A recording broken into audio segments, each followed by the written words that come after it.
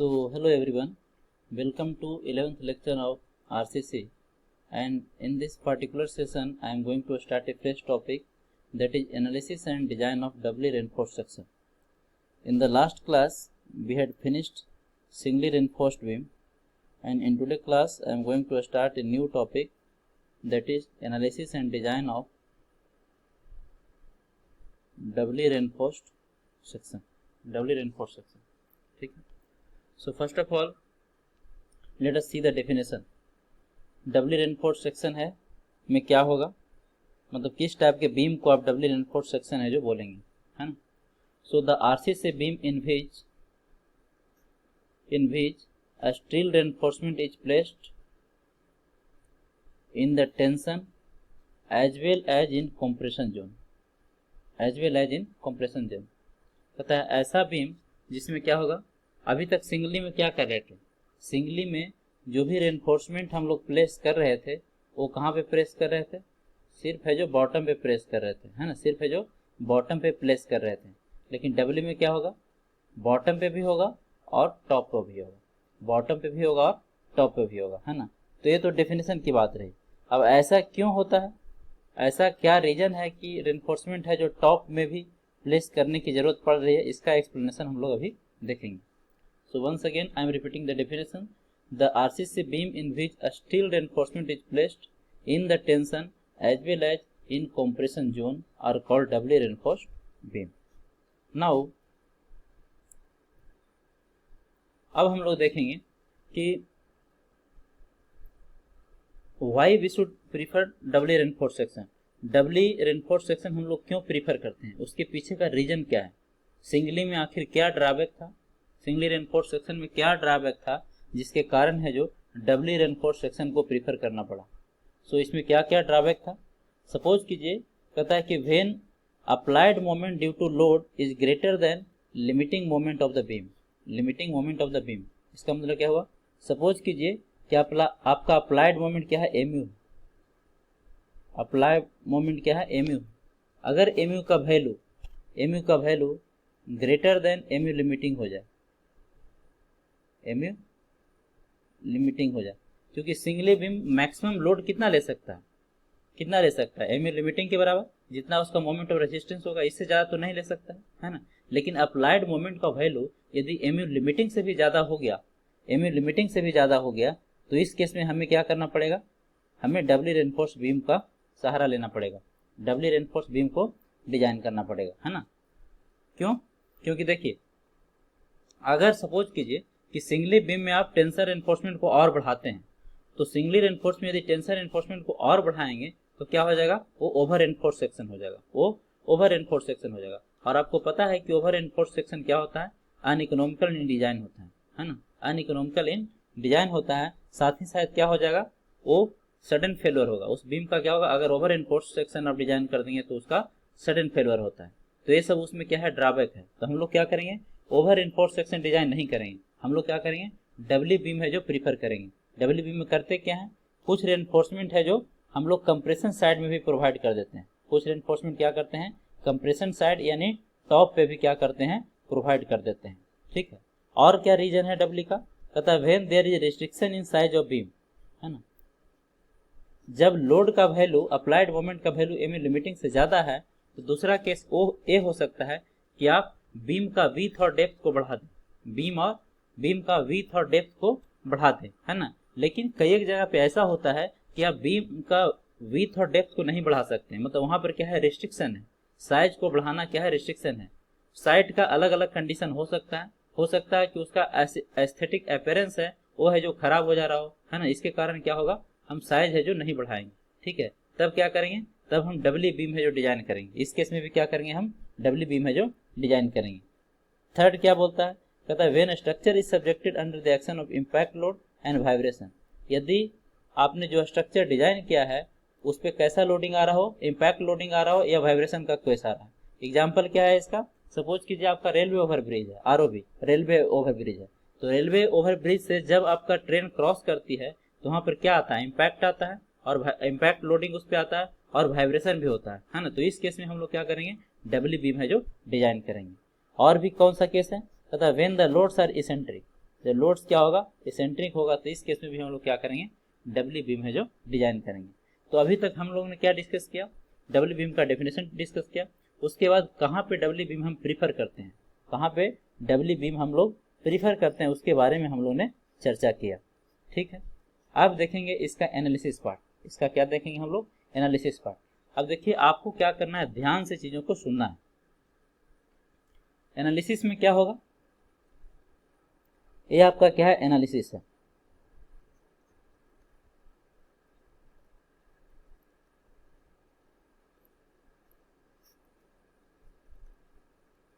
अगर analysis part को सही से समझने की कोशिश करें तो ये आपका सेक्शन है जो क्या है, एक डबली रेनफोर्स सेक्शन।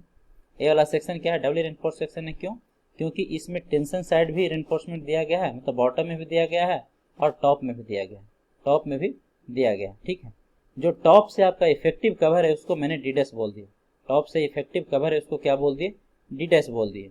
ठीक है, अब देखिए इस बीम को हम दो पार्ट में ब्रेक करने जा रहे हैं। ऐसा क्यों करने जा रहे हैं, ताकि हमारा कैलकुलेशन है जो क्या हो जाए, इजी हो जाए, है ना। जो हमारा कैलकुलेशन पार्ट है, एनालिसिस पार्ट है, वो क्या हो जाए, इजी हो जाए। इसके लिए हम लोग क्या कर रहे हैं, इस बीम को दो पार्ट में डिवाइड कर रहे हैं, सेक्शन 1 एंड सेक्शन 2। सेक्शन 1 में क्या किया, यहाँ पर देख रहे थे टोटल रेनफोर्समेंट कितना था, AST था। यहाँ पे टोटल रेनफोर्समेंट कितना है, AST है। इस AST में से AST 1 पार्ट है जो यहाँ पर दे दिए और AST 2 पार्ट है जो यहाँ पे दे दिए। अगर इस दोनों को हम जोड़ेंगे, ऐड करेंगे, अगर दोनों को हम ऐड करेंगे तो हमारा AST जो हो जाएगा वो AST 1 प्लस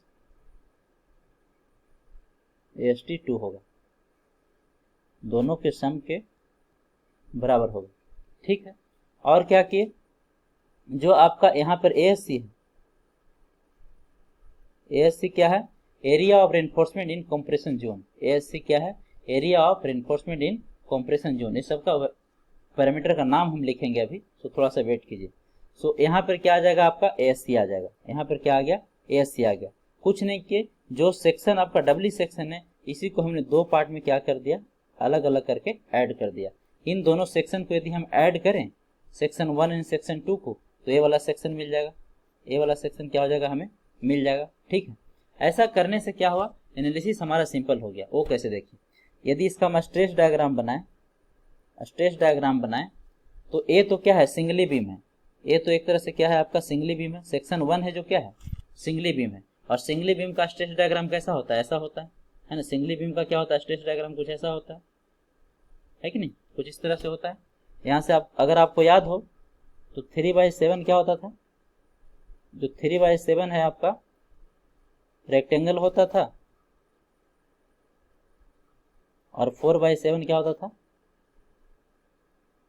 पैराबोला होता था, पैराबोला होता था। ठीक है, पैराबोला होता था। अब देखिए यहाँ पे अगर टोटल कॉम्प्रेसिव फोर्स की बात करें, टोटल कॉम्प्रेसिव फोर्स की बात करें तो टोटल कॉम्प्रेसिव फोर्स सेक्शन 1 का और सेक्शन 2 का अलग अलग होगा। सपोज कीजिए सेक्शन 1 का जो कॉम्प्रेसिव फोर्स है कितना है, C1 है, C1 है। वो C1 का किसके कारण आएगा, इस कंक्रीट के कारण आएगा, इसके कारण आएगा, है ना, इसके कारण आएगा कौन सा, C1। ठीक है, और C2 किसके कारण आएगा, C2 जो है आपका कंप्रेशन स्टील के कारण आएगा, क्योंकि टोटल कॉम्प्रेसिव फोर्स को कंक्रीट भी रजिस्ट कर रहा होगा और कंप्रेशन साइड में जो आपने स्टील प्रोवाइड किया है वो भी रजिस्ट कर रहा होगा। ठीक है, तो टोटल कंप्रेशन फोर्स की यदि बात करें तो कंक्रीट और स्टील दोनों का क्या करना पड़ेगा, सम करना पड़ेगा। ठीक है, तो ए वाला आपका स्ट्रेस डायग्राम हो गया किसका, सेक्शन 1 का। ये हो गया स्ट्रेस डायग्राम ऑफ सेक्शन 1।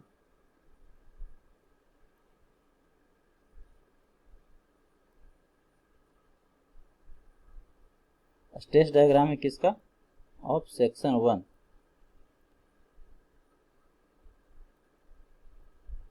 और ये हो गया स्ट्रेस डायग्राम सेक्शन 2 का।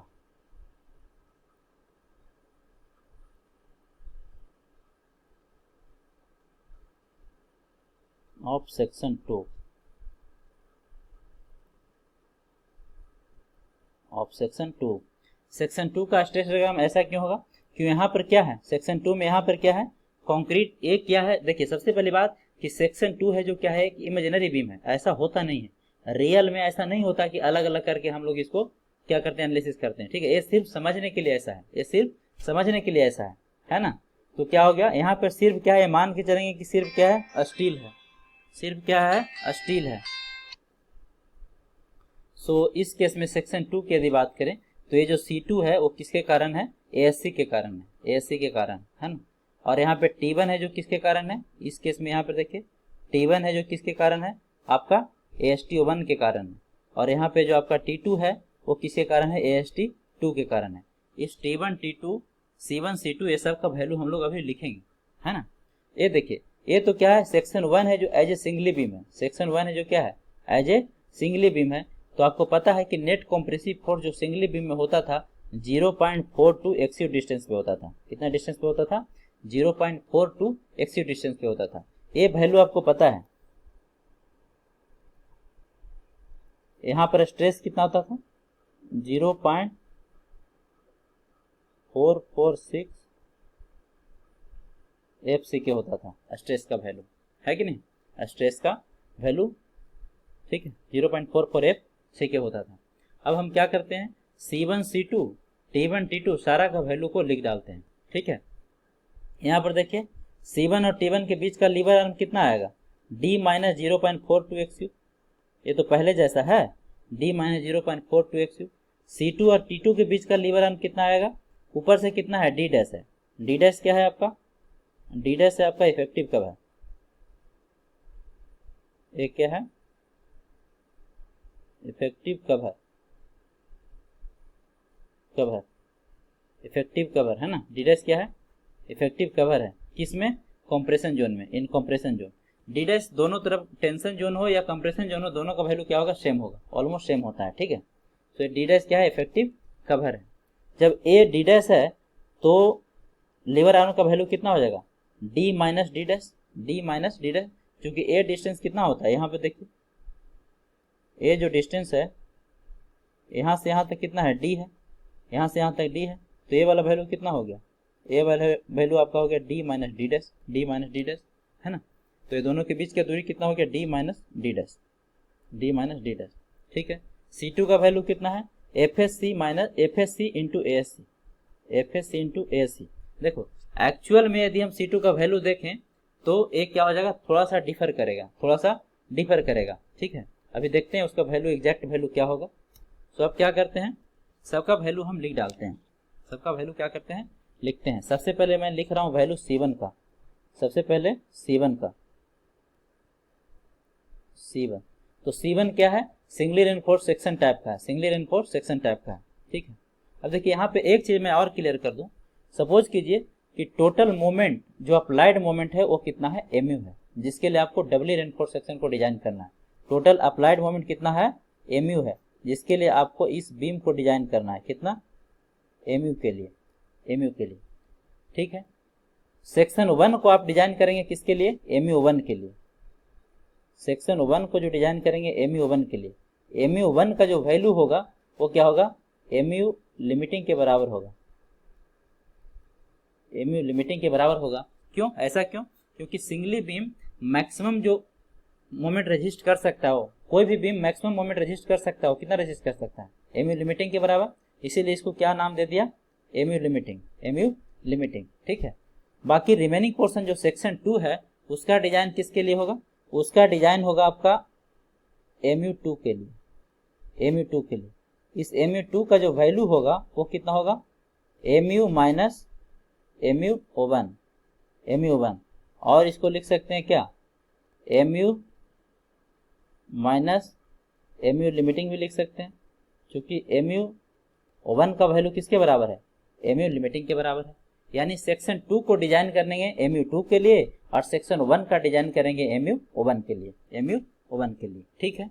अब देखिए C1 का वैल्यू बताइए, C1 तो क्या है, आपका टोटल कॉम्प्रेसिव फोर्स है सिंगली बीम का, तो कितना होता था वैल्यू आपको याद है, 0.36 into FCK into B into XU, B into XU, ये क्या होता था, C1 होता था, B into XU total compressive force, यही होता था C1, ठीक है।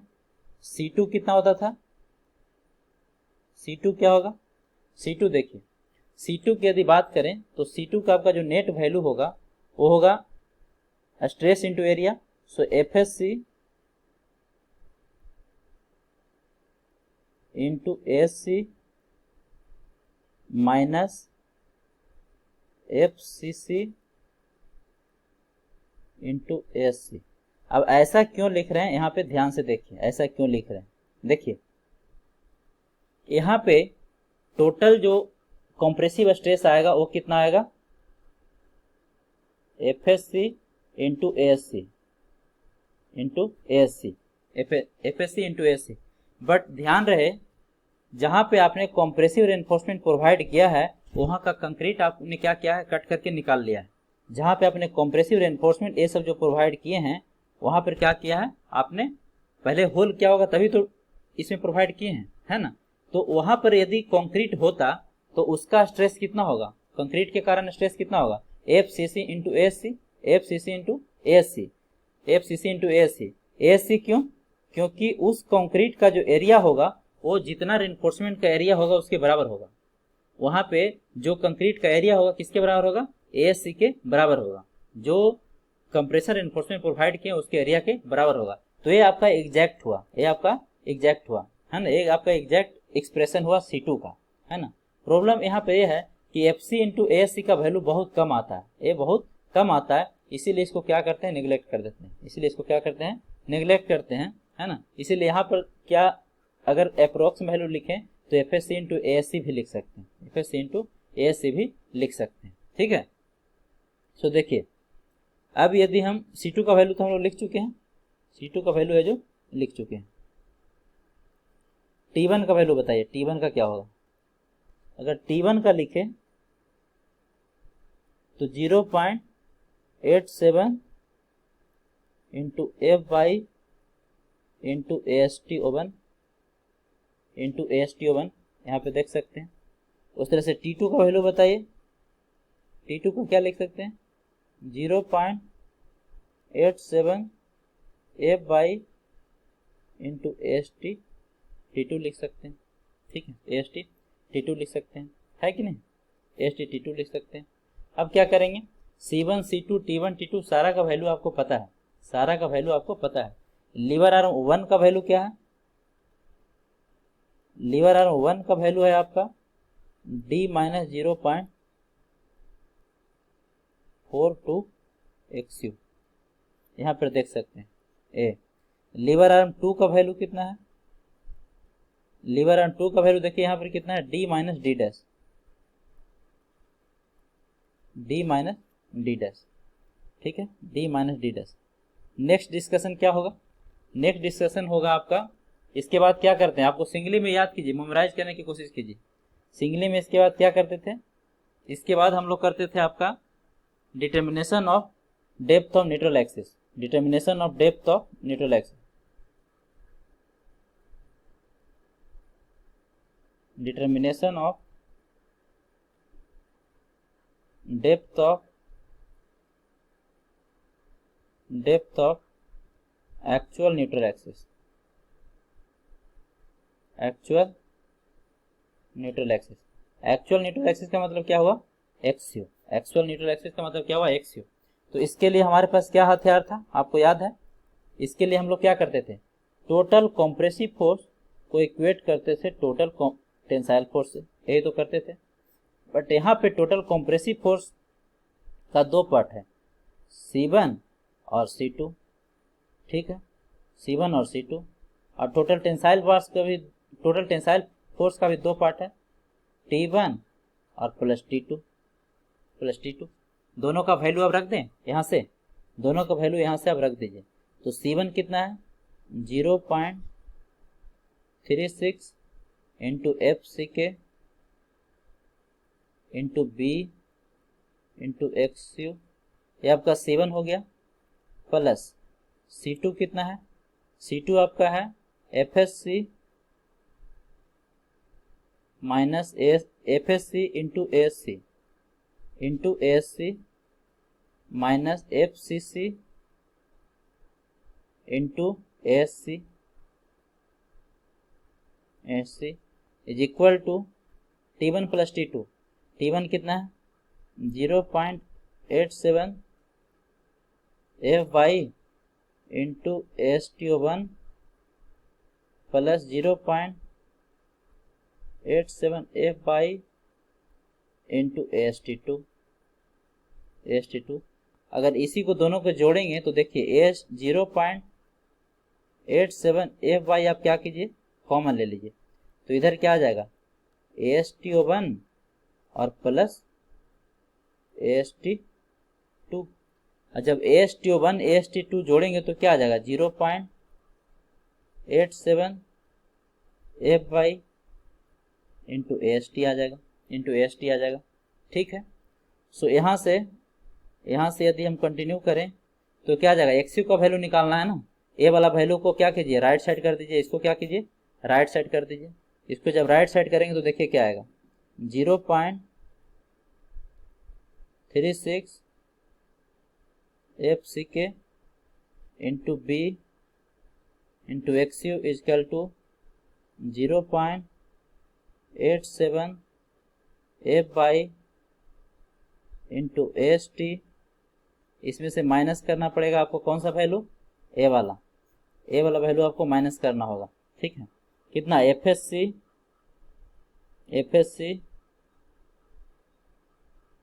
माइनस FCC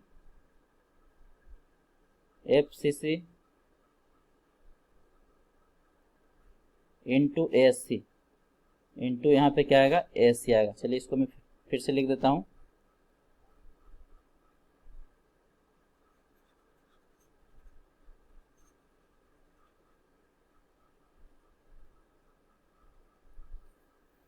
इसको माइनस करेंगे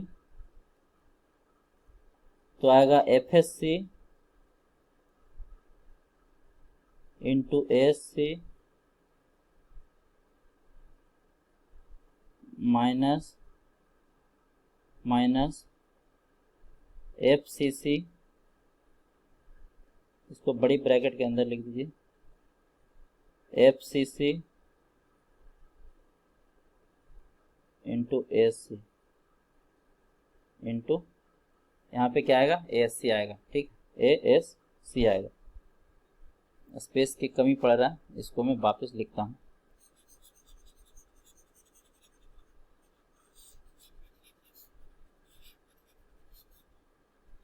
इसी को मैं यदि यहाँ से कंटिन्यू करूँ,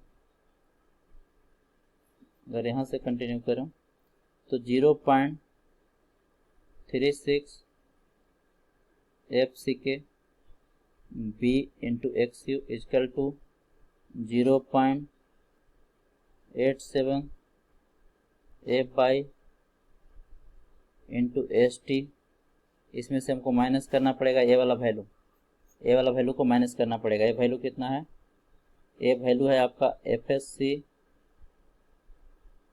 minus FCC into ASC common ले लीजिए, ठीक है। सो XU निकल के आ जाएगा, XU आपका निकल के आ जाएगा। देखिए कैसे XU आपको यहाँ से निकल के आ रहा है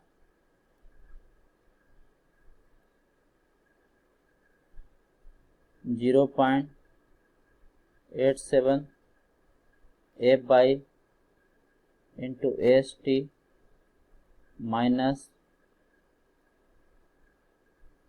FSC minus FCC into ASC divided बटा 0.36 FC के B। तो ये वैल्यू हो गया किसका, आपका actual depth of neutral axis. ये वैल्यू किसका हो गया, actual depth of neutral axis, ठीक है। इसके बाद क्या होगा, नेक्स्ट प्रोसेस क्या करते हैं, नेक्स्ट क्या करेंगे, नेक्स्ट आपको निकालना होगा आपका। अब देखिए यहाँ पे मैं एक पैरामीटर के बारे में लिख दूं कि FSC क्या है आपका। जो FSC है, एफएससी जो है वो क्या है, स्ट्रेस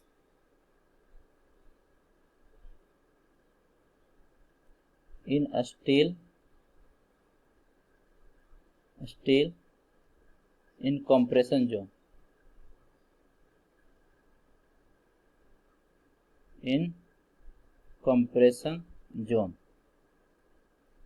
अब एफएससी का वैल्यू कैसे निकालेंगे ये अलग स्टोरी है, आगे हम लोग देखेंगे। एफसीसी क्या है, एफसीसी क्या है, ये है stress in concrete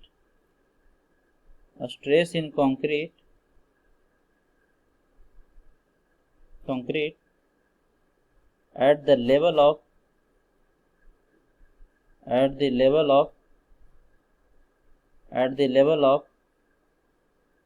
compression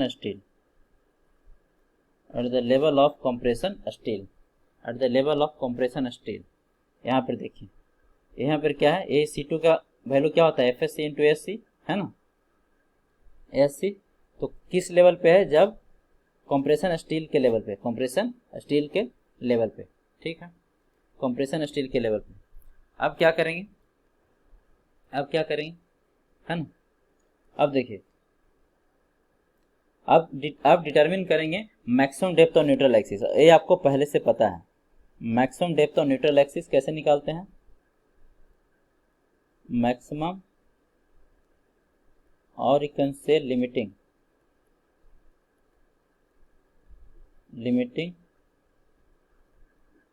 depth of neutral axis,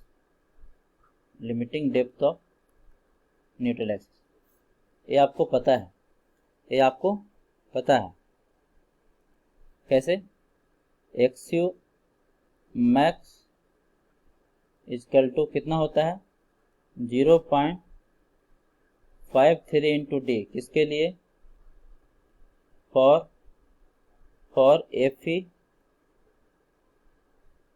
250 के लिए, उसी तरह से 0.48 इंटू डी होता है, किसके लिए, एफई 415 के लिए, is equal to 0.46 into D होता है, किसके लिए, एफई 500 के लिए, अब क्या करेंगे, अब आप कंपेरिजन कर देंगे, है ना। सो नेक्स्ट क्या करेंगे आप, कंपेरिजन करेंगे,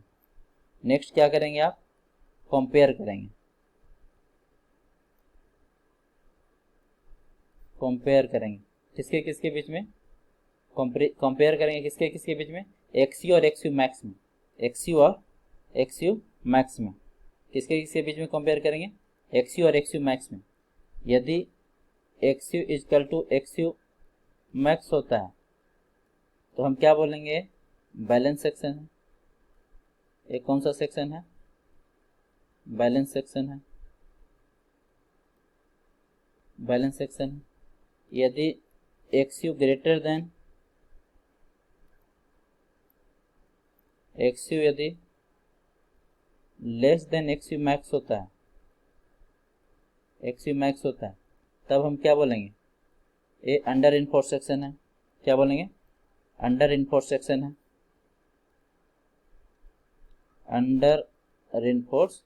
सेक्शन है। यदि आपका एक्सयू ग्रेटर देन एक्सयू मैक्स हो गया, तब क्या बोलेंगे आप कि ओवर इन्फोर्स सेक्शन है कि नहीं। तो टाइप ऑफ सेक्शन है जो हमारा यहाँ से निकल जाएगा। जब टाइप ऑफ सेक्शन निकल जाएगा तब आप मोमेंट ऑफ रेजिस्टेंस है जो इजीली निकाल सकते हैं, क्या कर सकते हैं, इजीली आप निकाल सकते हैं। ठीक है, तो नेक्स्ट क्या करेंगे, calculation of moment of resistance. Next step आपका क्या होगा, calculation of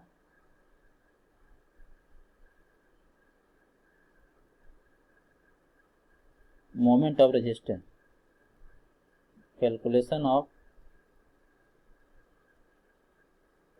moment of resistance.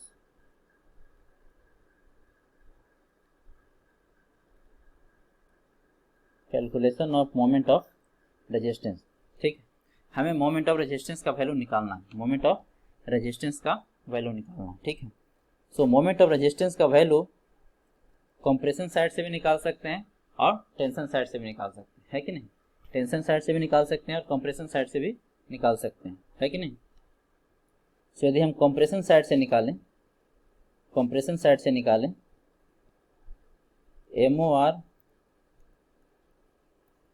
MOR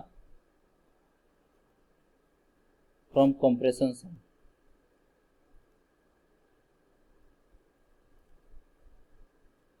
from compression side, compression side. अगर कंप्रेशन साइड से निकालें तो ध्यान से देखिए, आपको फोर्स पता है कंप्रेशन साइड में क्या होगा, C1 into lever arm 1 plus C2 into lever arm 2, यही होगा। C1 into lever arm 1 plus C2 into lever arm 2, है ना। तो C1 क्या है, C1 क्या है बताइए। C1 into lever arm 1, C1 into lever arm 1 plus C2 into lever arm 2। C1 क्या है, C1 है आपका 0.36 FCK B into XU, C1 हो गया, इंटू लीवर आर्म 1 कितना D minus 0.42 XU plus C2 कितना है, C2 है आपका FSC minus FCC into ASC, ये आपका क्या हो गया C2 हो गया। इसमें लीवर आर्म से गुना कर दिए, लीवर आर्म कितना है D माइनस D डैश, ध्यान से देखिए जाके, D minus D dash, D minus D dash, है कि नहीं, कितना है D माइनस D डैश। तो ये आपका क्या हो गया, moment of resistance from compression side हो गया, कंप्रेशन साइड हो गया, ठीक है। इसी में इन द अबव, इसी फॉर्मूला में आपको क्या करना होगा, put XU equal to XU max, किसके लिए, for balance section,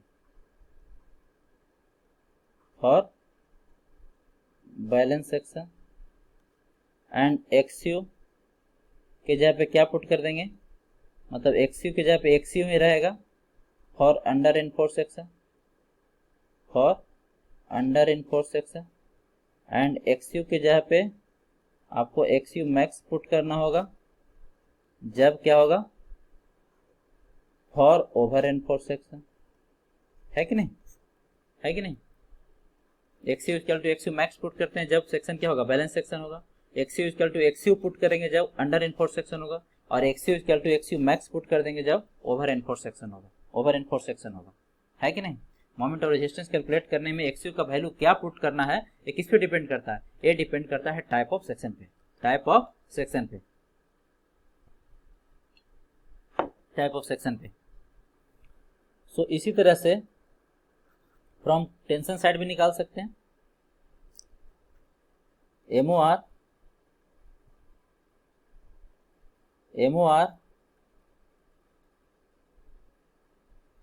from tension side, from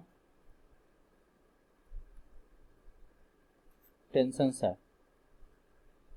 अगर टेंशन साइड निकालना चाहे तो क्या निकाल सकते हैं बताइए, क्या होगा, T1 into lever arm 1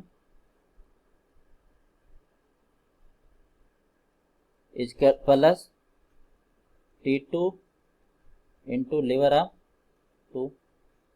T1 क्या है छोटे लोग, 0.87 F by into ASTO1 into lever arm 1, lever arm 1 कितना है D minus 0.42 XU plus T2 क्या है 0.87 F by into AST2 into lever arm 2 कितना D minus D dash, D minus D dash, ठीक है।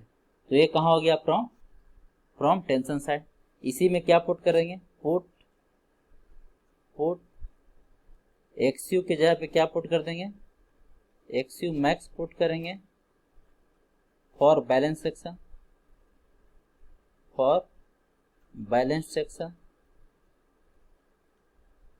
For balance section, and XU की जगह पे एक्सयू ही छोड़ देंगे, किसके लिए, फॉर अंडर एनफोर्स सेक्शन, और एक्सयू के जगह पे एक्सयू मैक्स पुट करेंगे, कब, for over reinforced section, for over reinforced section.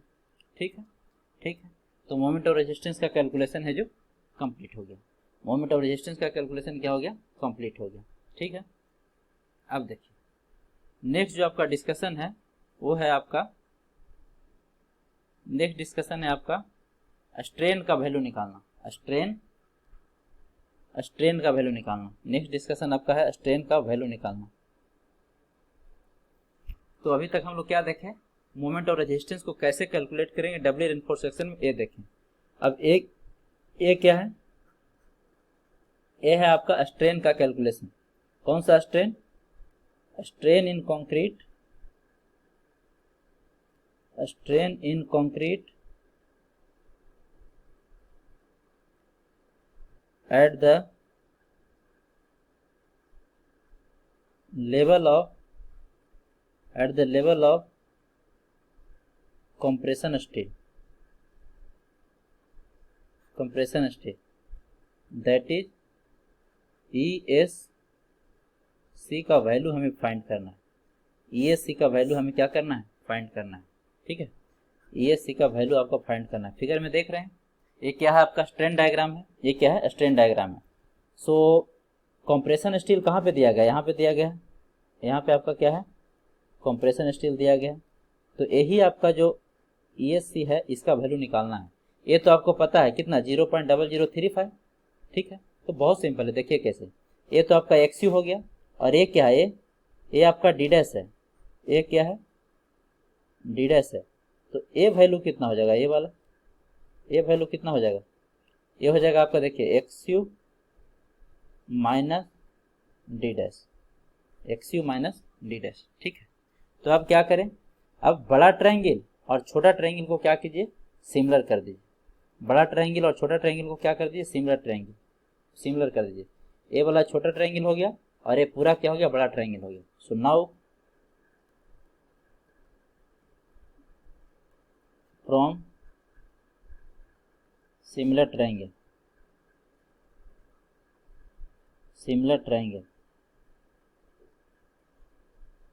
अगर सिमिलर ट्रायंगल का कंसेप्ट देखें तो क्या होगा बताइए। पहले छोटा ट्रायंगल में देखिए, ESC upon XU minus D, ESC upon XU minus D dash is equal to, बड़ा ट्रायंगल में ए वैल्यू कितना है, ए वाला वैल्यू कितना है बड़ा ट्रायंगल में, 0.0035 अपॉन ए पूरा वैल्यू, ए वाला कितना, XU के बराबर है, XU। सो यहाँ से दिस इम्प्लाई आपका जो ESC का वैल्यू आ रहा है वो क्या आ रहा है, 0.0035 into XU minus D dash upon XU। और क्या लिख सकते हैं, XU से डिवाइड कर दीजिए, 0.0035 into 1 minus D dash upon XU। ये क्या हो गया आपका, ESC का वैल्यू हो गया। ये किसका वैल्यू हो गया आपका, ESC का वैल्यू हो गया। And this one is very very important, A number of times है जो आपका ऑब्जेक्टिव में क्वेश्चन पूछा है। What is the value of strain in concrete at the level of compression steel, तो क्या होगा, 0.0035 इंटू 1 माइनस D डैश बटा XU। ठीक है, अब देखिए इसका यूज क्या है, बताइए इसका यूज क्या है, इसका यूज अभी करके बताते हैं, इसका यूज है जो अभी करके बताते हैं। अब देखिए जो बार बार FSC आ रहा था, उस FSC का हम कैलकुलेशन कैसे करेंगे। एफएससी का कैलकुलेशन करेंगे। सो कैलकुलेशन ऑफ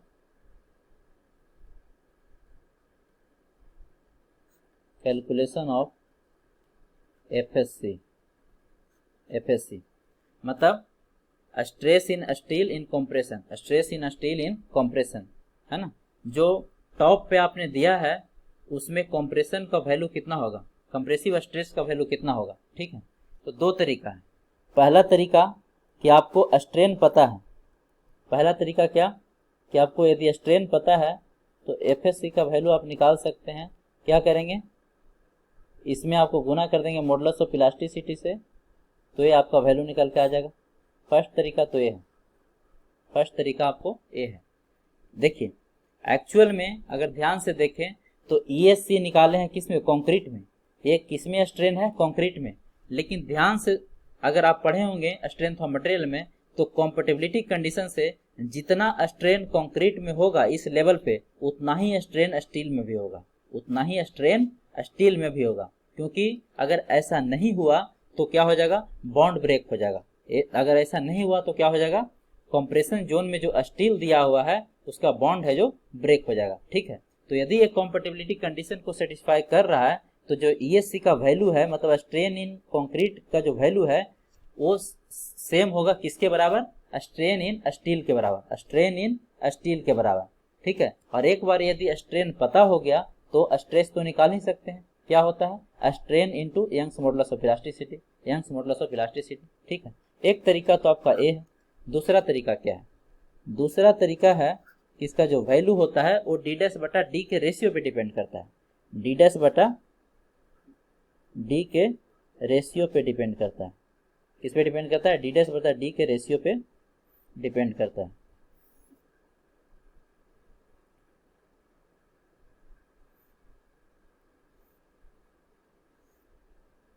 सपोज कीजिए डी डैश बटा डी का वैल्यू है जो 0.05 है, या फिर 0.10 है, या फिर 0.15 है, या फिर 0.20 है, यही सब वैल्यू आएगा, ठीक है। इधर क्या होगा, grade of steel, grade of steel suppose कीजिए Fe415 है या फिर Fe500 है, Fe500। जनरली यही दोनों यूज में लेते हैं, जनरली यही दोनों यूज में लेते हैं। ये टेबल आपका एग्जाम में दे भी देता है, एग्जाम में दे भी देता है, ठीक है।